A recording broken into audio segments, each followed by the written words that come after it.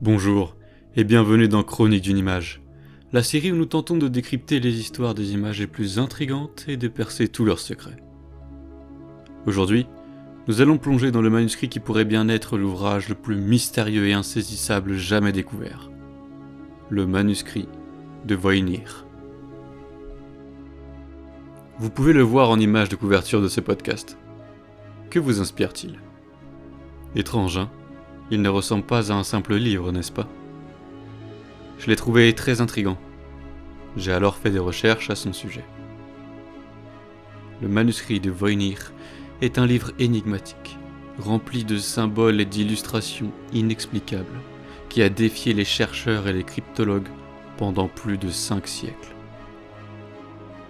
Ce livre est ancien, de taille moyenne, ses pages jaunies et fragiles, rédigées dans une langue inconnue. Les illustrations sont à la fois fascinantes et déroutantes. Des plantes qui n'existent dans aucune autre encyclopédie botanique, des diagrammes astrologiques étranges et des représentations de figures humaines dans des poses inhabituelles. Ce livre, c'est le manuscrit de Voynich, une œuvre qui a traversé les siècles sans livrer ses secrets. Ou presque. Laissez-moi vous exposer les théories les plus plausibles existant à ce jour le concernant, et vous raconter son histoire.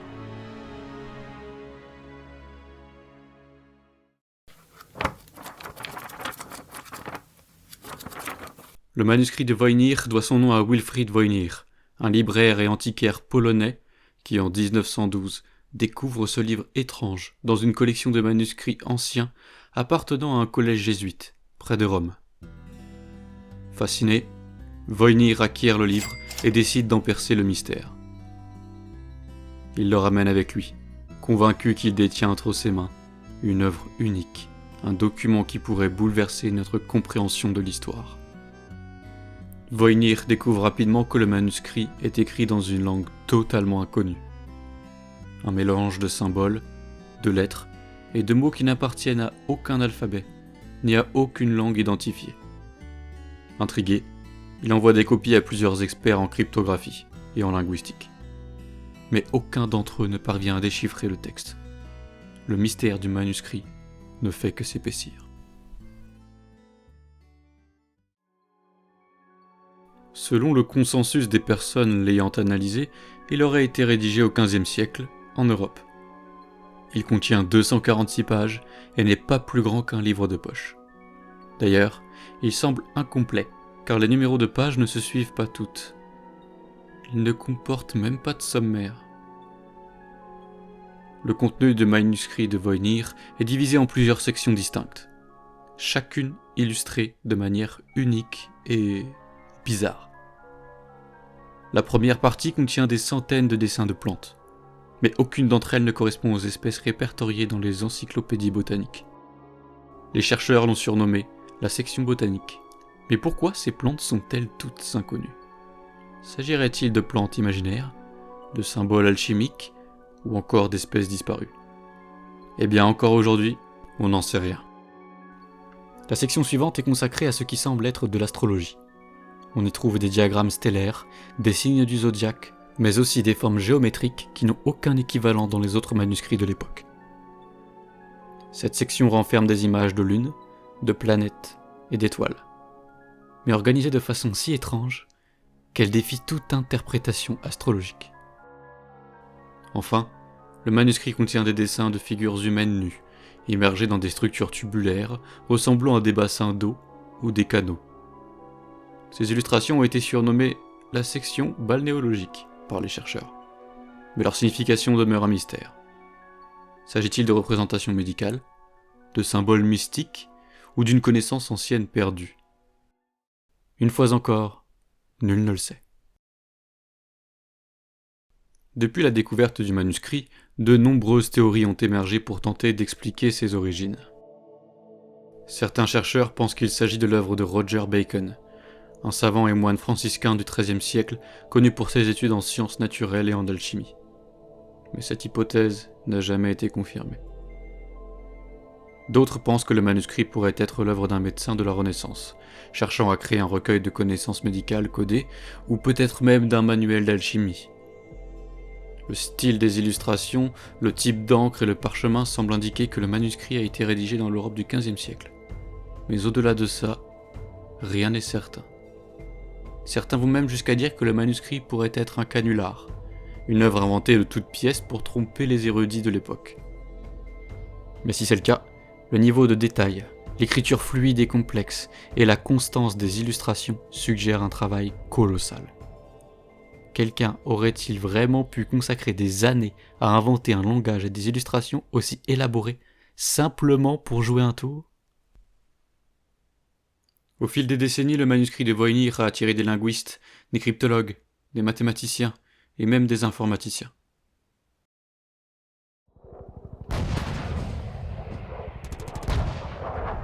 Pendant la Seconde Guerre mondiale, des experts en cryptographie travaillant pour le gouvernement allié tentèrent de percer ses secrets. Sans succès. Les plus grands déchiffreurs de l'époque, ceux-là même qui avaient réussi à casser les codes de l'Axe, durent admettre leur défaite face au manuscrit de Voynich. Même Alan Turing, le célèbre décrypteur des codes nazis, a tenté de percer ses secrets. En vain. Même l'intelligence artificielle et les ordinateurs modernes n'ont pas réussi à résoudre l'énigme. Les programmes de reconnaissance linguistique n'ont détecté aucune structure syntaxique similaire à une langue connue. Le texte semble avoir été écrit dans une langue totalement inventée, ou bien dans un code si sophistiqué qu'il défie toutes nos technologies modernes. Cependant, je ne vais pas vous laisser sur votre faim. Après tout, les mystères sont faits pour être résolus. En 2019, dans une étude publiée dans la revue Romance Studies, le docteur Cheshire propose que le manuscrit soit rédigé dans une langue disparue, le proto-roman. Un langage médiéval parlé dans la région méditerranéenne qui serait l'ancêtre des langues romanes modernes telles que le français, l'italien ou encore l'espagnol. Ce langage, bien qu'omniprésent à l'époque, n'était pas employé dans les documents officiels où le latin dominait, ce qui explique pourquoi il a fini par disparaître de l'histoire écrite. Contrairement à ce que certains avaient suggéré, le manuscrit de Voynich ne serait donc pas écrit dans un langage codé, mais dans un langage vernaculaire. Le proto-roman inclut des symboles et des lettres en minuscules, sans ponctuation, ni double consonne, avec quelques abréviations en latin. Ce style unique a longtemps échappé aux cryptologues modernes. Selon le docteur Cheshire, je cite, « Le système d'écriture du manuscrit peut être appréhendé dès que les règles grammaticales sont comprises. » Fin de citation. En suivant ces règles, il a pu traduire certains passages et analyser les illustrations. Mais ce qu'il a découvert dans le contenu est encore plus fascinant. Le docteur Cheshire suggère que le manuscrit pourrait être en réalité un recueil destiné à une femme de cour. Plus précisément, un manuel compilé par une nonne dominicaine au château aragonais de l'île d'Ischia pour une femme royale, Marie de Castille, reine d'Aragon. Ce recueil inclurait des remèdes à base de plantes, des bains thérapeutiques, des lectures astrologiques et des conseils sur la santé féminine, la reproduction, la parentalité et même les questions de cœur. Les nombreuses illustrations de femmes nues, les plantes et les symboles astrologiques présents dans le manuscrit semblent ainsi représenter des aspects de la vie féminine de l'époque, liés aux préoccupations religieuses et aux croyances catholiques et païennes. C'est une vision totalement nouvelle du manuscrit, qui pourrait bien en révéler davantage sur la vie quotidienne et les croyances des femmes de la noblesse médiévale. Pour soutenir cette hypothèse, le docteur Cheshire cite un manuscrit du XVe siècle, écrit par Loïs Torossa, un érudit ayant vécu à la cour de Naples et ayant trouvé refuge au château aragonais dans les années 1440. Ce manuscrit montre un style calligraphique similaire et pourrait être la clé pour comprendre le langage et le style du manuscrit de Voynich. Malgré cette avancée significative, le manuscrit de Voynich continue de poser de nombreuses questions. Bien que le docteur Cheshire ait établi une piste crédible, il reste encore à confirmer cette théorie et à déchiffrer l'intégralité du manuscrit. L'étape suivante consistera à compiler un lexique et à traduire chaque section, en collaboration avec d'autres linguistes et spécialistes du proto-roman.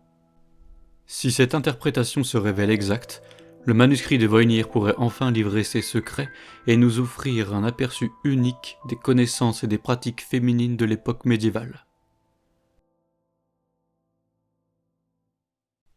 Reste à savoir si cette hypothèse sera acceptée par la communauté scientifique, car le mystère du manuscrit de Voynich a souvent résisté à des explications simplistes, et des théories antérieures, bien que prometteuses, ont fini par être réfutées. Au risque de vous décevoir, depuis 2019, nous n'avons eu aucune nouvelle d'avancée quelconque concernant cette théorie. Malgré tout, je vous ai promis de ne pas vous laisser sur votre faim, il me semble.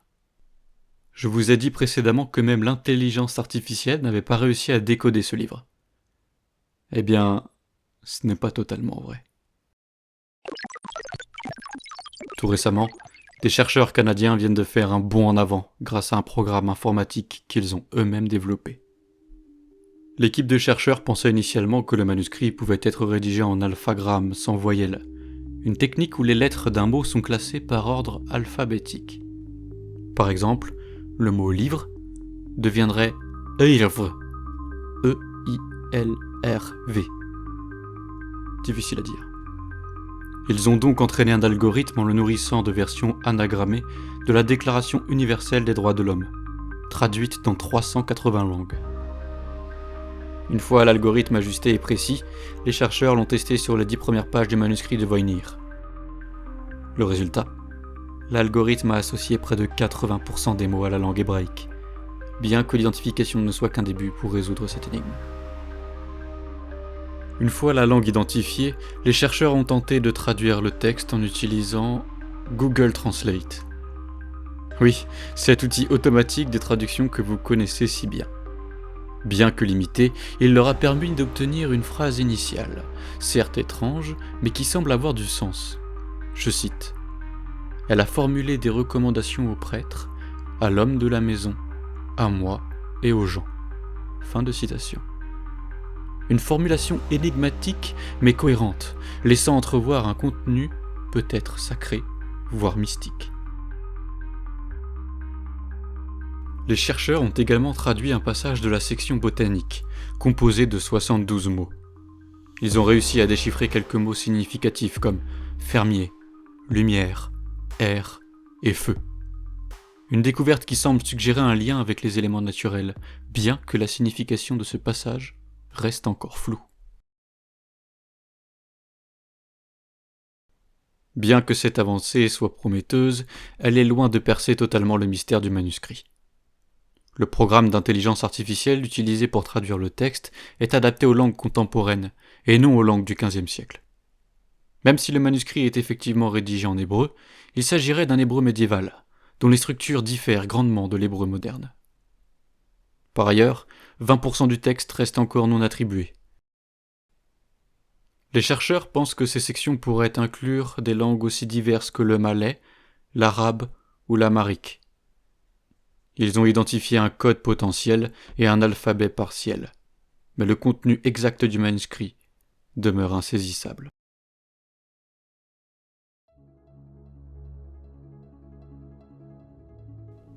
Le manuscrit de Voynich continue d'intriguer les passionnés, qui y voient tantôt un livre de recettes alchimiques, tantôt un recueil de prières d'une secte hérétique. Malgré les nombreuses tentatives de traduction, le manuscrit n'a pas encore révélé tous ses secrets. Comme nous l'avons vu, chaque année, des chercheurs, linguistes et amateurs de mystères se lancent dans le décryptage de ce texte étrange, fascinés par le défi et la possibilité de découvrir un savoir oublié. Pour l'instant, le manuscrit reste indéchiffré, une énigme que ni la science ni la technologie n'ont réussi à résoudre entièrement.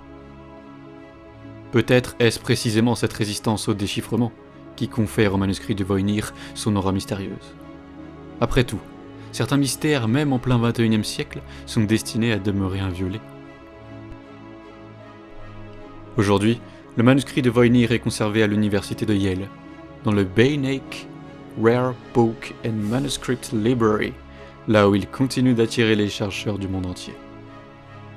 Certains visiteurs disent ressentir un frisson en le feuilletant, comme si ce livre était bien plus qu'un simple recueil de symboles. Il est devenu une légende, un symbole des mystères que notre ère de science et de technologie n'a pas pu élucider. Peut-être ne découvrirons-nous jamais la vérité. Peut-être que le manuscrit de Voynich est destiné à rester un mystère. Un rappel que certains secrets de l'humanité ne sont pas faits pour être dévoilés. Mais une chose est certaine, tant qu'il existera, il continuera de captiver, d'intriguer et d'alimenter l'imaginaire de ceux qui, comme nous, s'intéressent aux mystères de notre passé. Ainsi s'achève notre voyage au cœur du manuscrit de Voynich, une énigme que ni le temps, ni les plus grands esprits de notre monde n'ont pu résoudre.